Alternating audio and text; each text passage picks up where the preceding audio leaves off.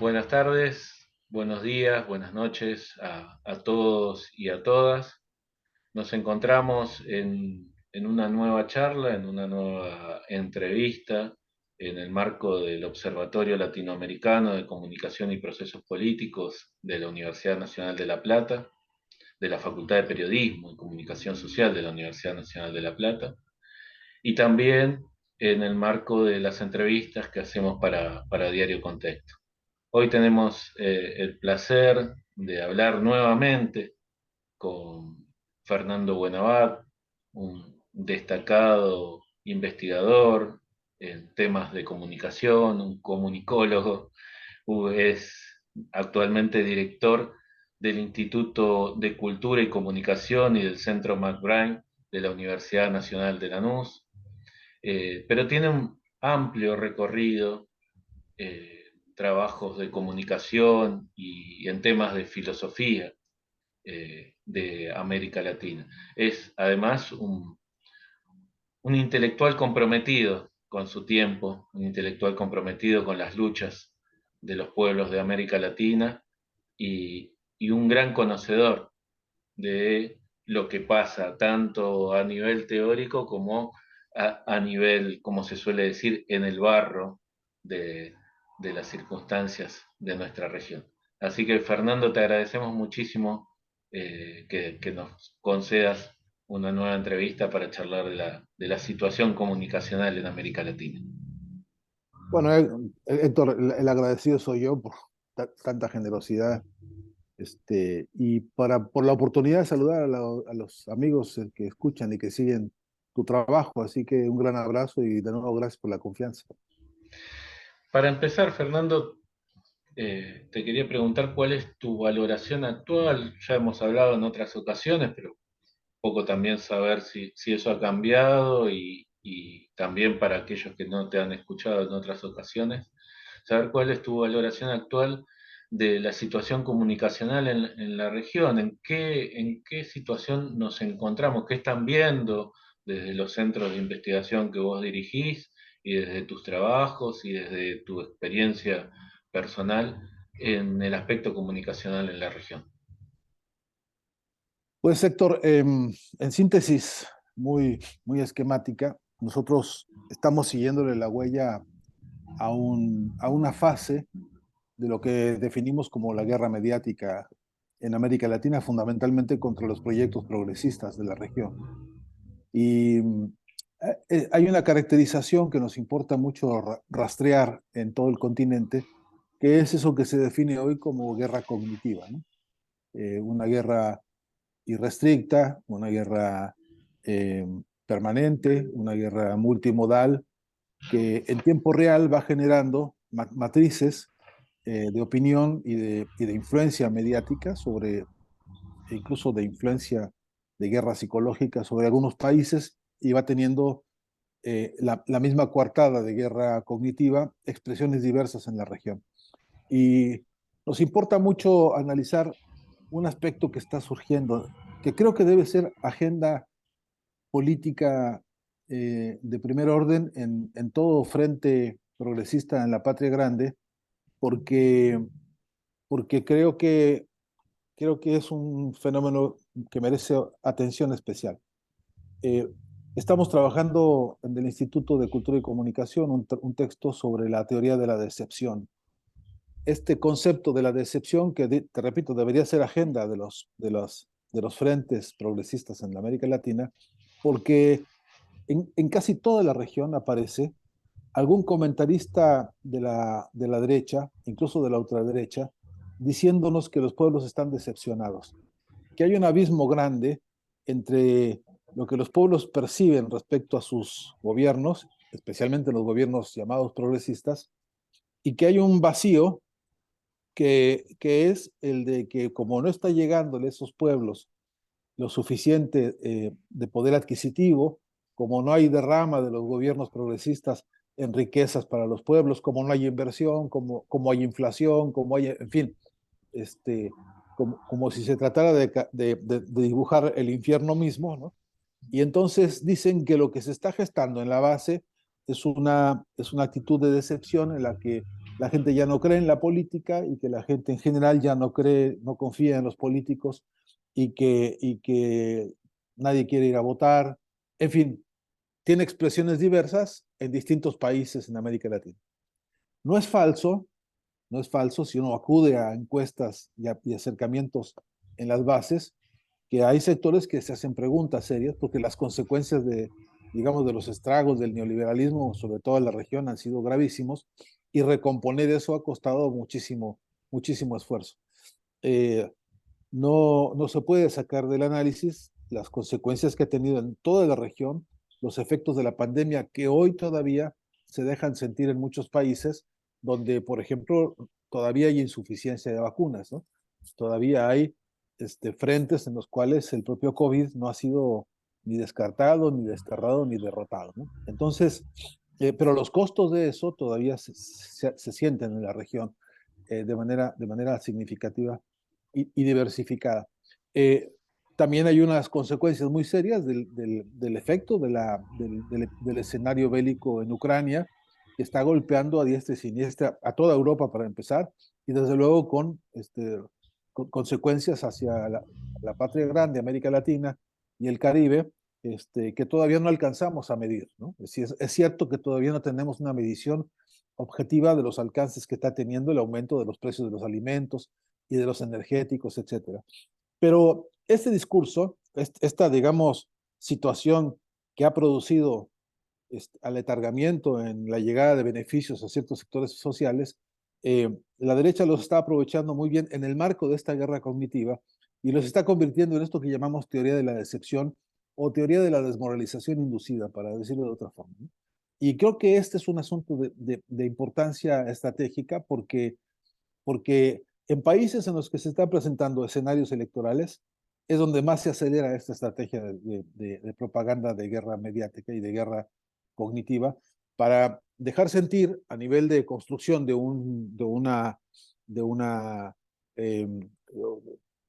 lo que llaman sentido común, ¿no? O más bien opinión publicada por los aparatos mediáticos oligárquicos, dejar sentir eso de que hay un cansancio en la población que ya no cree en la democracia, que ya no cree en la política y que entonces eso es una decepción que el pueblo tiene frente a los modelos políticos en los países progresistas. Y en algunos de ellos, como Argentina, por supuesto, usando esta estrategia para lavarse las manos ante el desastre que produjeron ellos mismos, ¿no? De modo que creo que vale la pena hacer la reflexión y meterse a trabajar fuerte sobre este concepto de la decepción, porque creo que en algunos territorios se está creando estragos serios. Creo que, creo que la operación está surtiendo efectos muy, muy peligrosos en Colombia. Creo que esta operación también se ha desarrollado muchísimo en Perú, que ahí está trabajándose las 24 horas del día en uno tras otro, discurso que tiene que ver con esto, afirmar que la decepción está derrotando a la política, ¿no? Y en el caso de, por ejemplo, Argentina, eh, lo hemos vivido en Brasil, ¿no es cierto?, con el gobierno de Bolsonaro, pero también se están viendo fenómenos a nivel mundial, el surgimiento de Vox en España y cierta supuesta consolidación que no fue tanto, ¿no? En esta elección reciente incluso sacó menos votos de los que había sacado antes, pero aparentemente hay un lugar que está empezando a ocupar el discurso de la ultraderecha, que en otro momento era un discurso cuando menos vergonzoso para gran parte de la sociedad, ¿no? El que pensaba como un fascista le daba vergüenza expresarlo públicamente, pero ahora se está viendo que hay dirigentes que expresan esas ideas, esos valores casi neofascistas, o por lo menos totalmente autoritarios y reaccionarios, y sin embargo tienen un apoyo de una gran parte de la sociedad que no puede ser descartado y además aparentemente ha servido también para correr la discusión hacia la derecha, ¿no? Para correr la discusión política electoral a cuestiones más derechizadas. ¿Cómo estás viendo vos esta situación del surgimiento de estos nuevos extremismos de derecha y que parecen consolidarse? Sí, yo creo que se nota, no como un episodio de un solo país, ¿no? Esto es parte de la guerra cognitiva que, que estoy tratando de caracterizar ahora en esta Sí, conversación. Este, el proyecto mediático tiene que ver entre otras cosas, desplazar los grandes temas de la vida política de los pueblos hacia desplazarlos del campo de la razón y del análisis objetivo y, digamos, hasta científico de las realidades concretas, desplazarlo a los campos emocionales que están fuertemente infectados por la lógica del odio, ¿no? Eh, a mí me preocupa que, así como se ha hecho en otras áreas, como las de algunos deportes, ¿no? Donde el razonamiento de si fue penalti o no fue penalti, o si fue mano o no fue mano, se resuelve a trompadas o incluso se resuelve atacando al árbitro, ¿no? Se resuelve, hemos visto algunas escenas en verdad que inaceptables, ¿no? Respecto a estos episodios que parecerían ser episodios de la cotidianidad o de una especie de campo de costumbre, donde, donde la respuesta pasional, la respuesta de la pura pulsión, de la pura reacción emotiva, sería suficiente y mejor o mayor y más importante pues que la respuesta de un análisis concreto sobre realidades concretas, ¿no? Eh, este procedimiento se nota a las claras ahora mismo en México, si quisieras poner un ejemplo, ¿no? Donde ha surgido una candidata que apela justamente a eso, a una pulsión de como yo soy indígena, que no lo es, como yo soy de izquierda, que tampoco es, como yo, ¿no? Y con toda una serie de procesos de usurpación de banderas ajenas para disfrazarse de algo que no es, pero que en todo caso lleva a una especie de casi de lamento público, una especie de dramatización de una vida impostada, pero cuya respuesta es odiar a ultranza al actual presidente y al actual gobierno para conducir, repito, lo que podría y debería ser un análisis sólido, concreto, de algunas, incluso si tú quieres, de algunos datos duros sobre lo que no se ha podido cumplir, pasa a ser de segunda o de ninguna importancia para decir cuánto dolor me produce porque me están martirizando públicamente. Y lo que tengo que hacer es como por la vía de la venganza, resolver lo que no puedo resolver por la vía de la democracia, ¿no? Eh, esta lógica la vemos en Brasil, por ejemplo, ¿no? Hay escenarios que a mí me preocupan muchísimo en Brasil que hoy están queriendo recuperar, a nombre de Bolsonaro y del bolsonarismo, están queriendo recuperar estatura política sobre la base de la venganza y de la revancha, ¿no? De que como ya nos dañaron y estamos perdiendo, ahora por la vía de esta pasión de revanchista vamos a recuperar eso que no podemos conseguir en las urnas, ¿no? Y hay que ver Colombia, te decía, ¿no? Y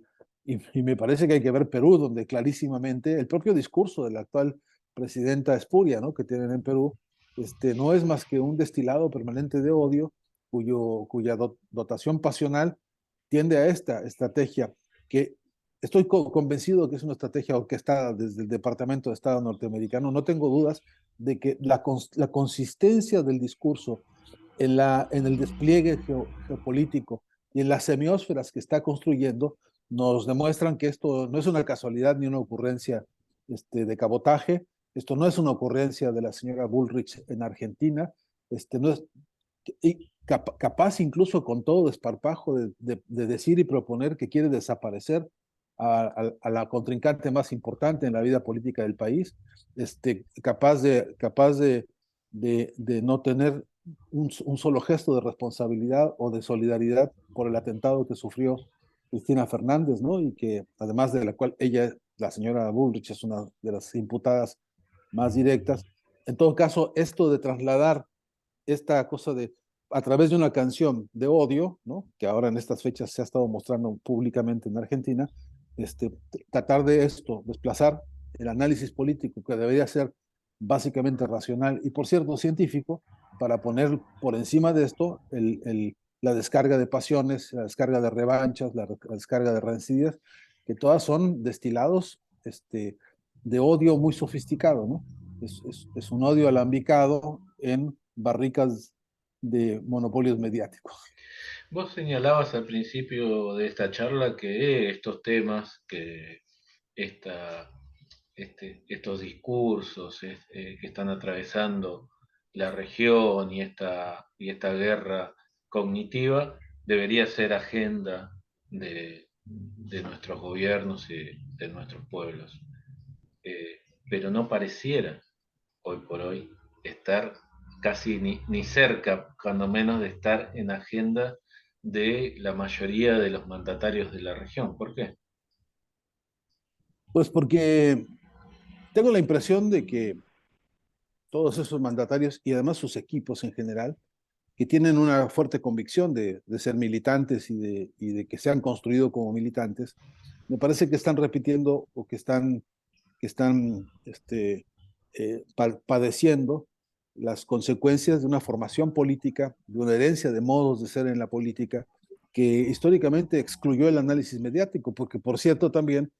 hay que decir que este desarrollo acelerado de formas perversas de la comunicación debe tener 30 años en el tapete político y que hasta ahora, mira que lo he rastreado, ¿no? En las escuelas de cuadros, en términos generales, en América Latina, no está la formación en comunicación como un baluarte, como un centro, como un epicentro de la discusión política. Parecería que comunicación es un tema casi exclusivamente de propaganda para campañas, que es como un tema secundario, como un algo que es casi decorativo y que, por cierto, en casi todos los casos, con sus excepciones, termina siendo una forma de contratar agencias de publicidad. Y el producto en realidad es catastrófico porque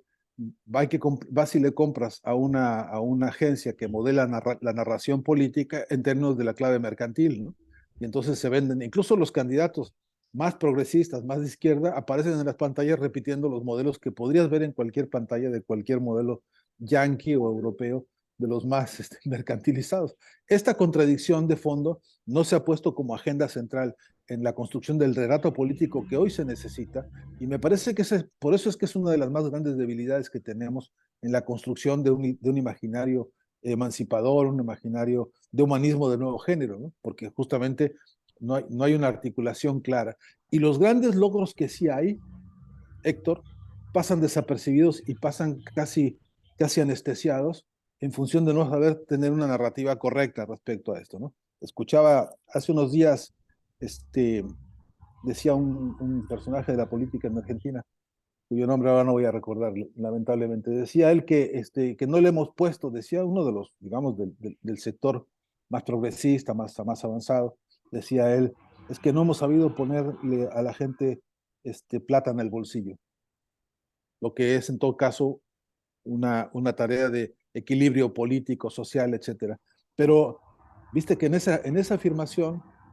queda anestesiado lo otro que sí es, porque cada vez que te subes a un colectivo y pagas tu boleto, ahí hay plata que va a tu bolsillo porque hay un subsidio que está acompañando Claro.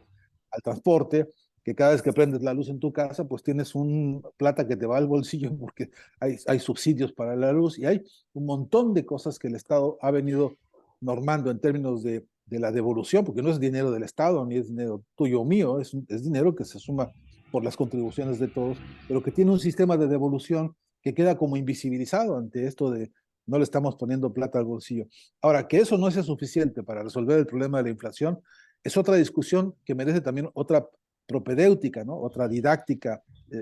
Hay que politizar el tema de la inflación, desde luego, como tantos otros, ¿no? Pero,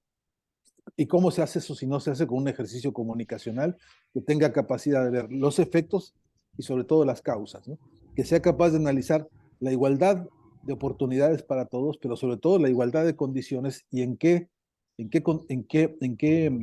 retrato concreto de la realidad se encuentra ese igualamiento de condiciones para todos. Y hay esfuerzos magníficos. Te lo dice quien ha ido en estos últimos días a un hospital público y ha recibido una atención que a cambio de nada, porque no me han cobrado un solo centavo, a cambio de que eso se mantiene con los impuestos de todo, lo que sí es que hay una inyección de dinero en tu bolsillo. Pues en otros países ni sueñan siquiera con ir a un hospital porque les aterra el costo que eso puede tener. de este solo ejemplo que estoy diciendo así, muy al trazo demasiado grueso, saco la conclusión de que si hubiese un músculo político en comunicación suficientemente aceitado que recordara que este es un ejercicio de poder social, la exigencia y el ejercicio de la devolución de tu dinero a través de estos subsidios o impuestos es un ejercicio del poder social expresado en el concepto de Estado que conocemos ahora, ¿no? Pero esto no está a la vista. Y hay un último ejemplo que te doy rápido porque es urgente algún día decirlo en algún lado. Este país está desarrollando hoy un juicio político contra la Suprema Corte de Justicia, que en este país, como en muchos otros países, se convirtió en un motor de injusticias, ¿no? Es una forma de la dictadura disfrazada de legalidad que está produciendo estragos gravísimos en toda la estructura social.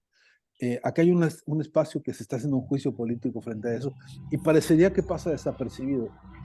en Argentina y en todo el continente, cuando eso debería ser un ejercicio modelizante de cómo representantes populares, que son los únicos jueces posibles de la Suprema Corte de Justicia, organizan una comisión como esta. Y escenarios como ese, que a mi entender deberían ser grandes escuelas políticas para el país como para otros países, resulta que lo tenemos casi silenciado porque ni a ellos, los otros, se van a meter a difundir esto, y nosotros tampoco estamos, me parece, a la altura de producir las tareas comunicacionales que esto exige para el momento histórico del país y de América Latina, ¿no? La verdad que es una charla que da para mucho más, pero no te quiero robar mucho tiempo y seguramente te volveremos a citar en otra ocasión, pero para cerrar y teniendo en cuenta algunas cosas que decís y que creo que se desprenden de lo que decís, ¿no es cierto? Por un lado, entender que lamentablemente la derecha comprendió la importancia de la comunicación mucho mejor de lo que lo comprendió el progresismo o la izquierda o el espacio nacional y popular, como se lo quiera definir. Y la preocupación, y con esto sí va la pregunta, de si nuestra dirigencia hoy por hoy no tiene, que siempre es una vanguardia, ¿no es cierto? No está viendo este tema con la preocupación que se lo merece, ni le está dando la importancia que se lo merece. ¿Cómo hacer para que el resto de la sociedad sí entienda y, y en definitiva se empiece a dar el lugar que se le merece a la comunicación y entender la incidencia que tiene en la construcción de esto que vos también señalabas hoy, como que se lo suele definir como sentido común. Pues muy en síntesis, gracias, Héctor. Mira, eh, si, si alguna vez es posible, nosotros lo hacemos permanentemente a través de las redes que tenemos de intento de comunicación con algunos referentes políticos en América Latina, algunos incluso presidentes de la región con hemos podido hablar de esto e insistir a propósito de esto, en la medida de lo posible. Pero hay un documento internacional avalado por Naciones Unidas y avalado por la UNESCO que, que plantea toda esta problemática desde el año 1980. Ese documento que hizo una comisión internacional para estudiar la comunicación, que se llama hoy Informe McBride, o el título mejor dicho es Un solo mundo, voces múltiples, tiene un punteo bastante parecido a lo que se puede decir hoy, y ya se adelantó al año 80, advirtiéndole a todos los estados de todo el mundo que el problema de la comunicación se iba a acelerar y se iba a hacer más complejo en las décadas venideras. Y hay una advertencia que si la dirigencia política no toma en cuenta es porque o se raya en la irresponsabilidad, o se raya en la ignorancia, o se raya en la indolencia. Y ahí dice que el proceso acelerado de concentración monopólica de medios de comunicación es una amenaza contra las democracias. Y si esta afirmación de ese documento que sostenemos después todos los que seguimos en esta ruta de estudiar la problemática de la comunicación en el mundo, si eso no es una advertencia suficiente, nuestro trabajo es martillar una y otra vez con todos los frentes, desde las bases, ahí donde se siente con mayor angustia y agudeza la falta de herramientas comunicacionales, porque hay compañeros en pie de lucha en pueblos originarios en toda América Latina. Obreros, campesinos, mineros, estudiantes, científicos, artistas de distintos frentes en la región tienen una agenda de lucha en la puerta de la fábrica que casi nadie escucha más que los propios compañeros y que debería escucharse, ¿no? Entonces, es que hay que martillar sobre esa agenda del informe McBride, que te repito, advierte que cuando se concentran los medios de comunicación en unas cuantas manos y lo convierten solamente en negocio de ellos y todo el mundo se queda silenciado, hay un problema de atentado contra la democracia. Y esa me parece que tiene que ser una alerta fuerte y nuestro trabajo, en todo caso, en el que nos toca a nosotros desde la universidad, desde las aulas, desde las academias, es tratar de formar masa crítica de profesionales críticos en materia de comunicación que sigan expandiendo la idea de que la comunicación no es una mercancía, es un derecho humano fundamental y que en esa medida, si ignoramos nuestros derechos, lo más seguro es que alguien venga a robártelos y a aplastártelos. Fernando, muchísimas gracias por tu claridad, muchísimas gracias por tu tiempo y bueno, seguiremos en contacto y ya coordinaremos en otra ocasión para seguir charlando de estos temas.